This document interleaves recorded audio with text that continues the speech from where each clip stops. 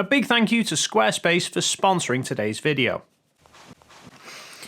Hello everyone, hope you're all doing well and thanks for joining us for another video. About 5 months ago, Flat Earth and Nathan Oakley attempted to debunk a video I'd done where I'd shown how the observations of the moon don't work above a flat plane. Now, of course, the obvious way to debunk that would be to demonstrate how they could work. Nathan, however, took a slightly different approach, which was to basically spend 90 minutes getting very angry, hurling out a lot of insults, and just rejecting everything without showing how any of it would actually work on a flat Earth. You dumbo. You don't understand any of this stuff, do you? You're out of your depth. Keep your mouth shut about flat Earth and globe Earth, especially about globe Earth, because you haven't got a clue. Although, to his credit, after I'd published a video in response, which I'd made a point of highlighting his tone, I did actually see him talk in one of his streams about wanting to change the overall tone of his videos to be more audience-friendly, saying he wanted the benchmark to be that his friend would be happy to play the videos in their shop without upsetting the customers, which I actually thought was quite admirable of Nathan. Well, recently he's published a new video about me claiming that I've proven the Earth is flat with triangles. So, let's see if he's managed to fix his attitude. Well done, Dave McKeegan, you utter buffoon. That would be no then. Oh well. So, all of this came about because of a comment I'd made to someone called DJ1Deck, which I'd very quickly pegged as either being Nathan himself or someone who spends a lot of time listening to him, because he was going through Nathan's catchphrase catalogue like a train. Claims of me begging the question, that I'm presupposing a globe. Beg the question and assume it's a sphere. That he doesn't actually make a claim about anything. No, we do not. I do not make that claim. So no, definitely not. We wouldn't make that assertion. It's latitudes are flat Earth elevation angles to Polaris, with flat Earth elevation angle measurements to Polaris drawn on this map. Demanding proof and citations for claims that people make about the globe, then ignoring that proof when it's provided, yet himself making repeated claims with no citations or proof whatsoever, and then stating that that somehow proves the Earth is flat. Now, this was just one of many comments across a few conversations, and I'm going to get into the rest of the conversations later, but for now, let's just get into the triangles that Nathan thinks means the Earth is flat. Oh, but Nathan, listen to some of this. You're going to laugh at this one. This is a bit long, but this is one of his other replies to me. I mean, you can't use elevation angles alone to measure heights on a globe because you need a triangle with a flat baseline with a known length to the GP of the object in the sky. Welcome to Flat Earth, Dave McKeegan, you complete idiot. So you are proving that we can only get this measurement with a flat baseline? So Dave McKeegan has quite literally proven Earth is flat with that last statement. It all began with one deck stating Nathan's claim that latitudes are flat Earth elevation angles to Polaris. So I asked him, if that is the case, how high is Polaris above the Earth? Now, I appreciate not everyone's comfortable with calculations. Some people might struggle with even basic maths concepts, like converting meters to kilometers. But this is actually pretty straightforward trigonometry. If you know the length of a side and two angles, you can then calculate where those angles will intersect and create a triangle. You can subsequently calculate the height above the baseline where those lines intersect, which forms two right-angled triangles. It becomes even simpler if you're already dealing with a right angle straight out of the gate. And we can use this to measure the size or the distance of things. For example, let's say I want to know how tall this bottle is without physically measuring it. Well, we know if we put this on a table, the center of the top is going to be directly above the center of the base, and that's going to create a 90-degree angle to the table. We can measure the ground distance between the center of the base of the bottle and our observation point, which in the case of this is 40 centimeters, and the table being flat gives us a perfectly straight baseline.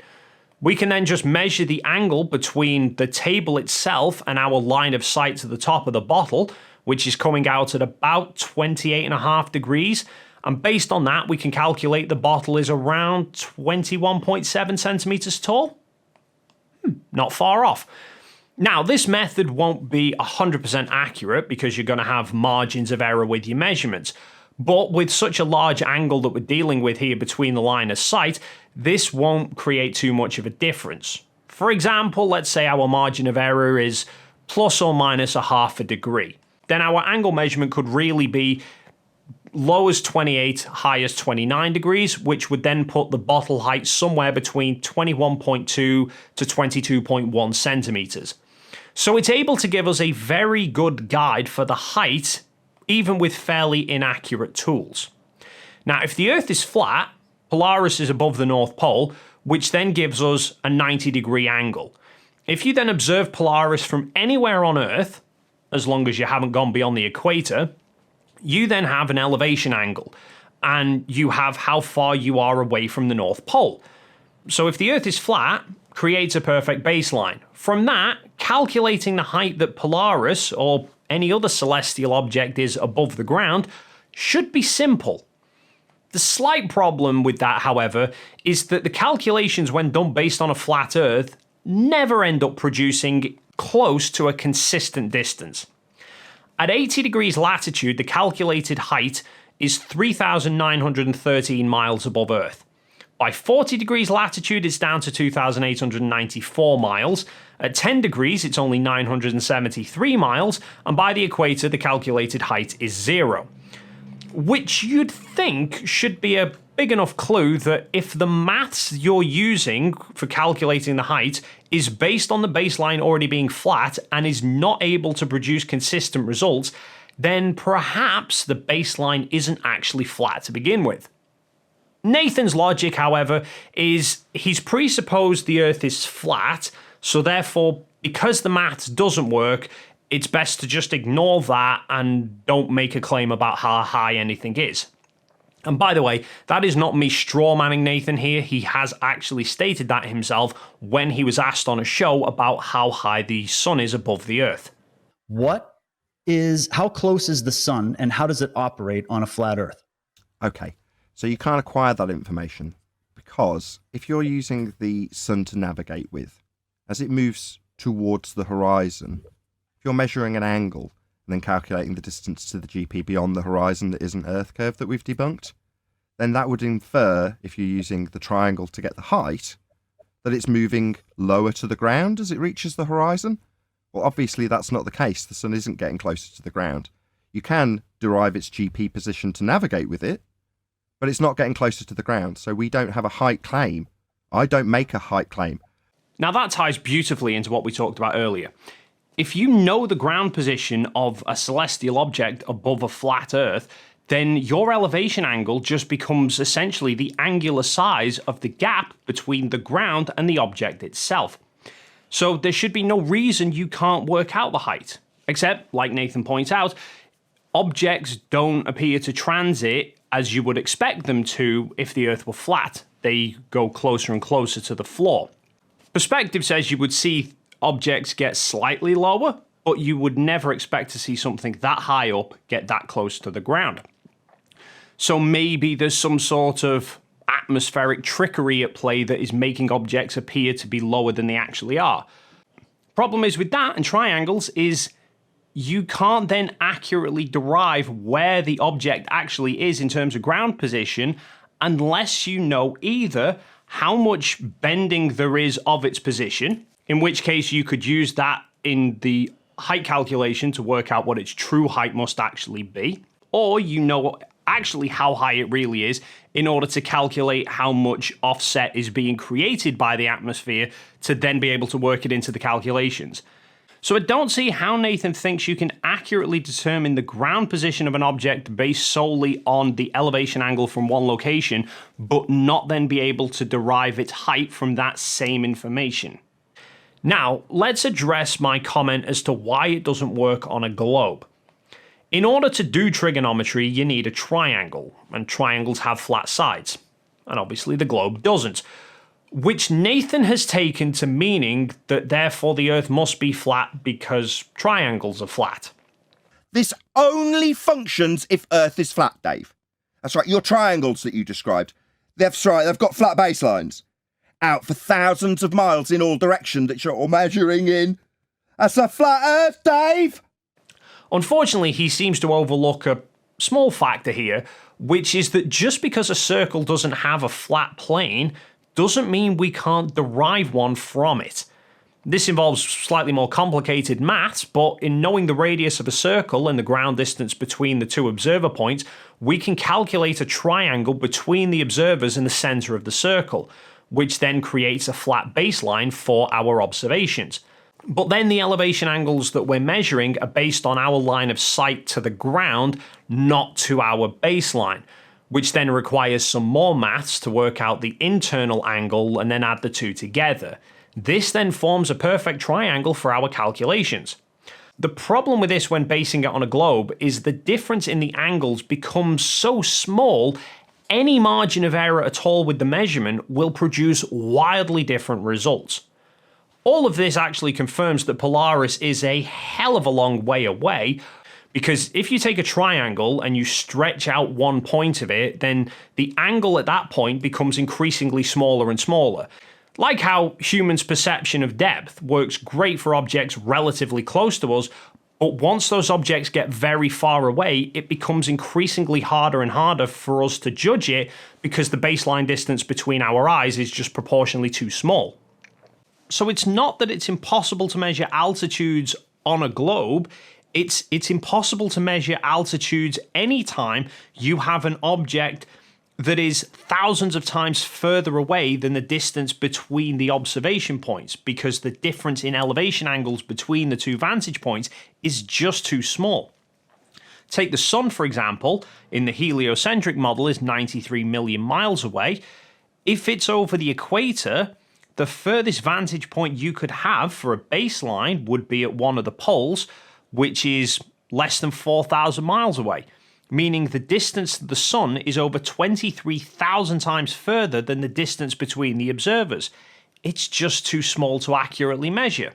Which incidentally is what Wandek and I were actually talking about. He'd asked me to show how to get a 93 million mile distance for the sun using elevation angles on a globe, and I was trying to explain to him it's too far away to accurately do. Seems he kind of forgot to mention that bit though. Scott Manley actually has a video where he measured the altitude of the ISS using elevation angles. He showed all his method and his working, and he came to a calculated figure of 407 kilometers, which is exactly what the official figures state it is. Now, I'm pretty sure if Nathan is watching this video, I'll wager he paused it at the moment earlier where I said about knowing the radius of the globe allows us to calculate a triangle to create a baseline, and he will have probably said something along the lines of, "You will need an R value, and we have debunked it." Now, this is a point I've seen Nathan try and make numerous times. He does the same thing when he talks about Kepler's laws of planetary motion. Kepler's third law of interplanetary motion would suggest that you have orbits, and those orbits can be used to give you scaling values for a sphere Earth in a sky vacuum with gas not expanding into it, and the sun being at a 93 million mile distance, because a guy called Christian Huygens superimposed the R value we debunked, measured by Al-Biruni at a geometric limitation at 1.2 times the square root of the observer's height in feet, onto Venus. He's presupposing the Earth is flat, so therefore all the calculations that are being done using an R value are wrong. Except he overlooks that even if the R value has been debunked, that doesn't debunk the actual observations, only the calculations being done with an R value. Another point that I raised to him in my previous video, that whilst we can't measure how far away objects are using elevation on a globe, we can use parallax measuring because that is far more accurate than elevation angles. And based on a globe, when we range the moon, we consistently get distances measured between 200 to 250,000 miles. But if he's debunked the R value, what is stopping him from using those same observations but basing them on a flat Earth without an R value in order to figure out how far away the moon has to be in order to create that amount of parallax? Anyway, I did promise earlier that we'd get into the rest of the conversation that I had with Wandek, so enough about triangles, let's move on to spheres. But first, I'll let you take a breather for a moment while I talk about squares. Pace. If you're looking for a website or a domain, Squarespace is where I'd recommend. The website builder is so easy to use. Just choose one of the templates from the hundreds that are available, and then with the user-friendly interface, it's so simple to customize the website to look how you want. They then offer a whole host of other features you can incorporate, such as online stores, an email marketing campaign, a calendar for scheduling appointments, and all with a complete analytics section to be able to monitor how your website is performing. To start with a free trial today, head on over using the link in the description, squarespace.com/Dave McKeegan, and to get 10% off your first purchase, then use the code Dave McKeegan at checkout. Personally, I find it rather ironic that Nathan repeatedly claims that people are presupposing a spherical Earth model, and yet he himself is presupposing a flat Earth when he makes the claims of latitude is flat Earth elevation angles to Polaris. So when OneDeck made the same claim, in my comments, I put the same question to him that I'd put to Nathan in my previous video 4 months ago. What do the latitude lines south of the equator mean? He repeatedly states latitude is elevation angles to Polaris, but only half the Earth can actually see Polaris, and yet they still have latitude. So where has this been derived from?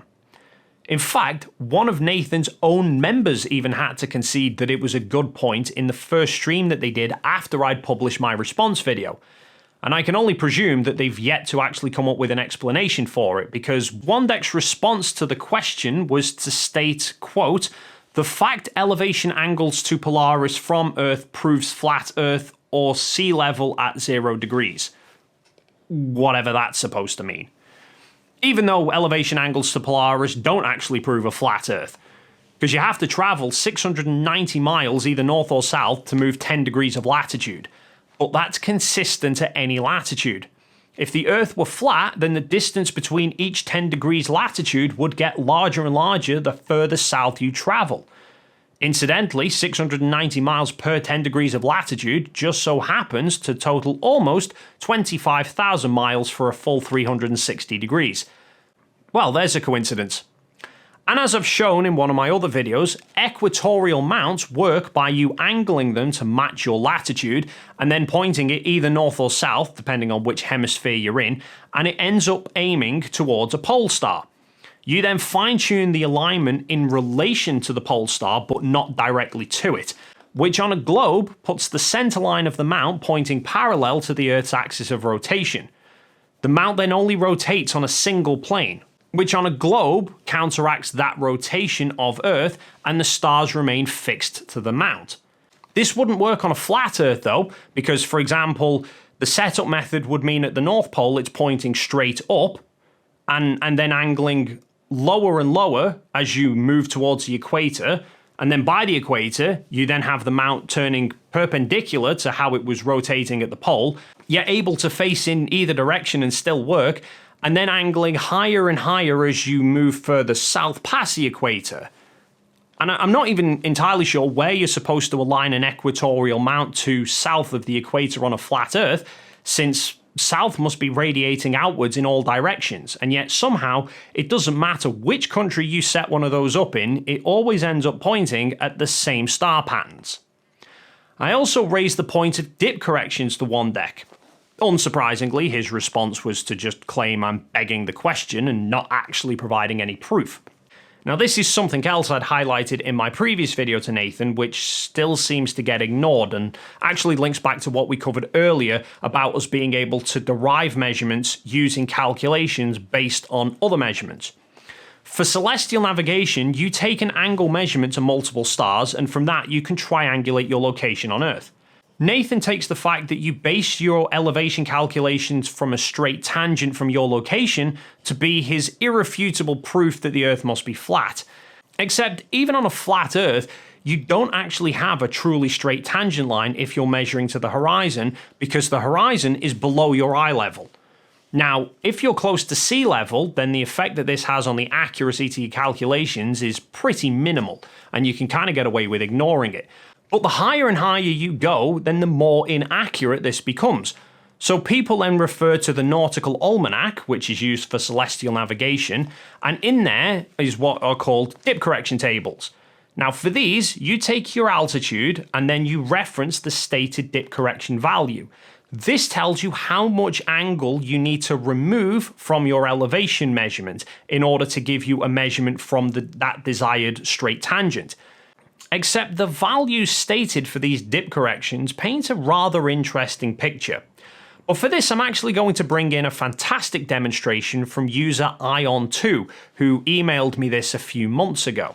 My Australian friend was kind enough to share this dip correction table from a Nautical Almanac. Let's have some fun and plot the lines of sight.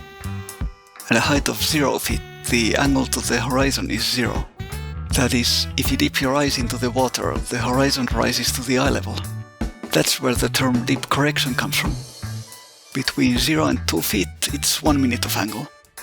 Between 2 and 6, 2 minutes, and so on.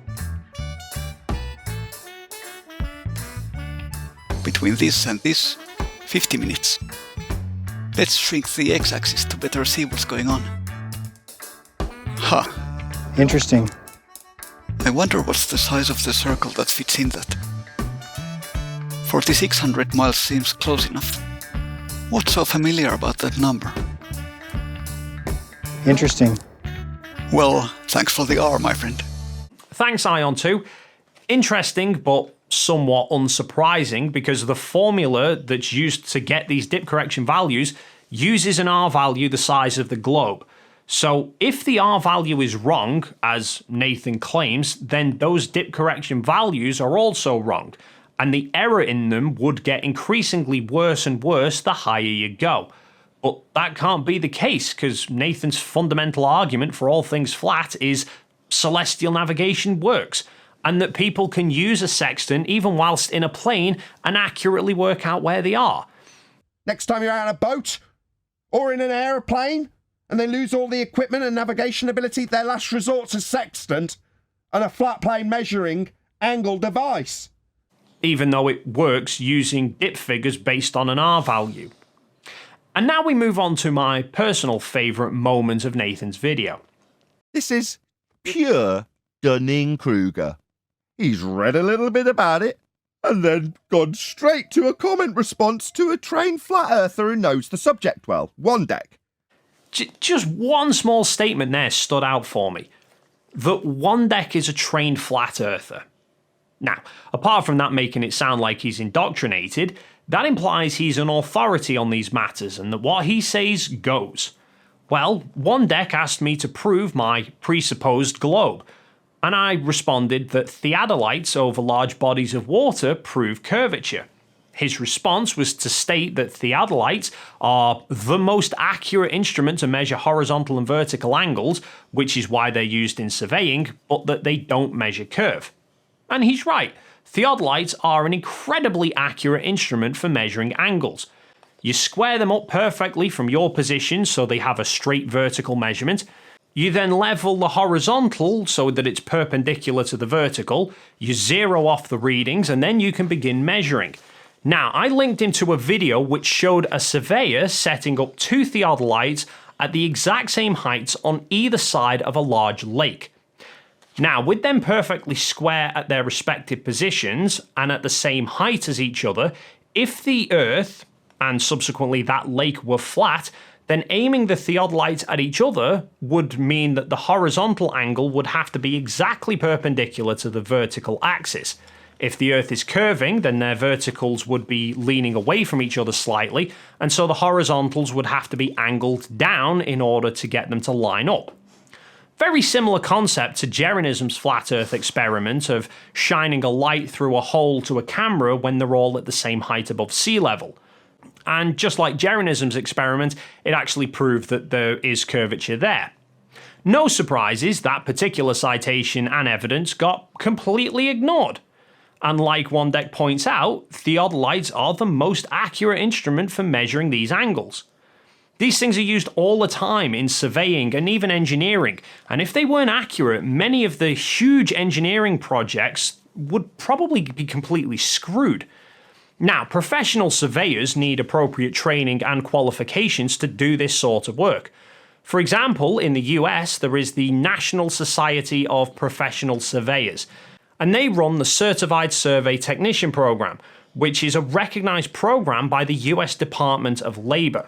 Part of passing that program is to complete the CST exam, and the NSPS runs a website called Learn CST to help people get prepared for the CST exam.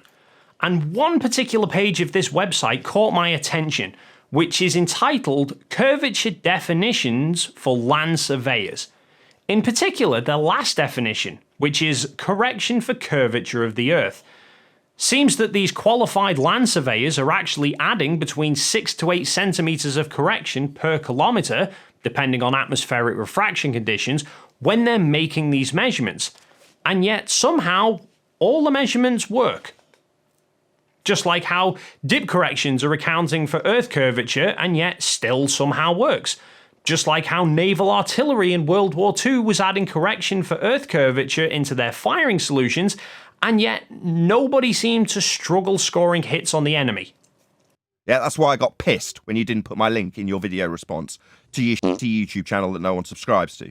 Maybe make a response, and this time, unlike the last on your totally unwatched YouTube channel, put a link to my video. Yeah, which you didn't do because you're scum.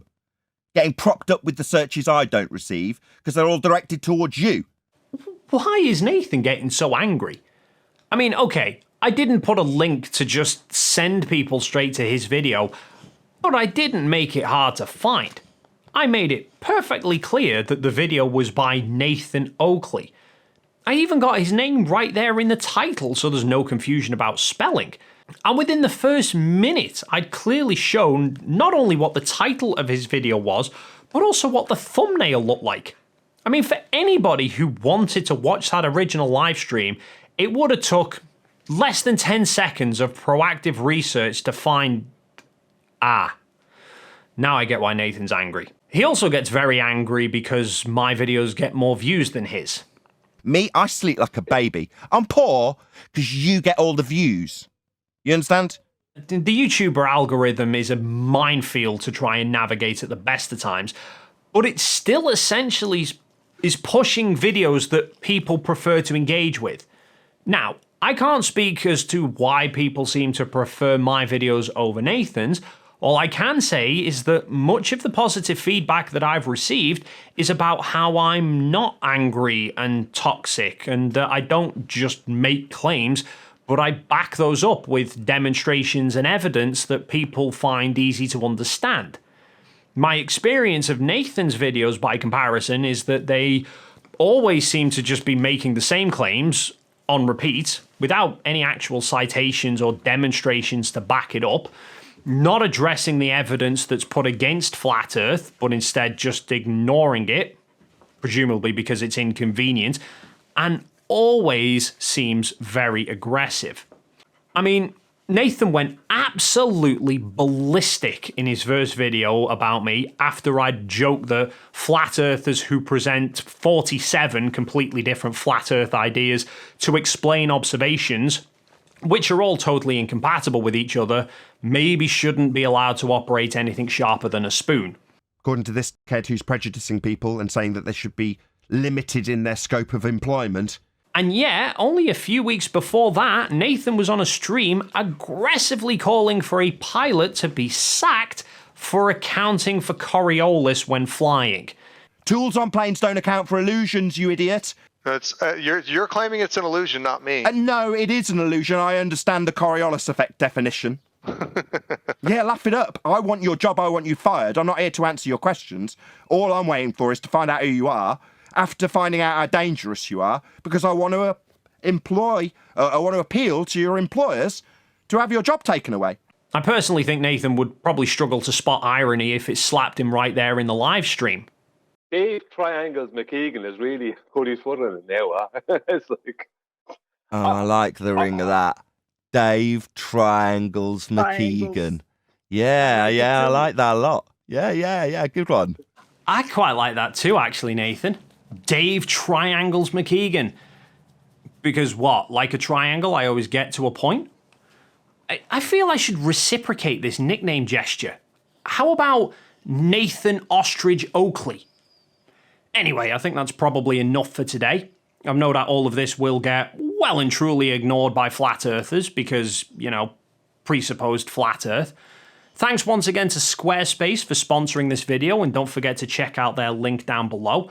As always, feel free to leave your thoughts and comments down there as well. If you enjoyed this and you haven't already done so, then please consider hitting the like and subscribe buttons, and then hopefully we'll see you in the next video.